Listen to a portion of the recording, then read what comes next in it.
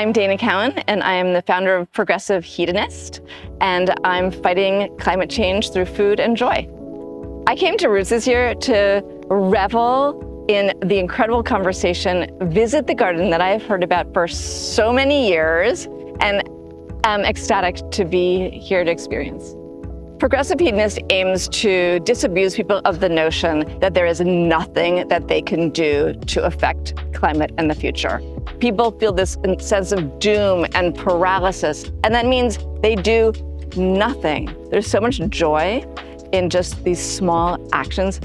Gardening, growing your own food, composting. These are all climate positive, but honestly, they're just a really good part of a happy life. So there's all the ways we are engulfed by doom, but there are these small actions that can bring us joy every time we think about cooking or eating. It's fantastic that you don't have to be a good cook to change the world. I mean, the world has cooks and it has eaters. I am the eater-gatherer type of human. When you gather, inevitably, people form these interpersonal connections. It fights loneliness, it fights depression, and I don't get people together so I can fight those things, but they are the natural outcome of gatherings. So at Progressive Hedonist, we host potlucks. As the editor-in-chief of Food and Wine magazine for 20 whatever years, people always thought that I would be an amazing cook, and they would get to my house and like, oh my God, the food's gonna be incredible.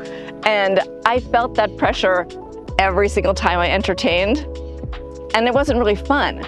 Potlucks are really fun. It takes the pressure off of me. I can be like the gatherer and highlight everybody else's skills. I invited someone who has a composting company. Her contribution was bringing a compost bucket, and that was a fantastic contribution. And it's called Ground Cycle. Ground Cycle takes the leftovers, brings them to a farm, and then in return, you get farm vegetables back. Even better.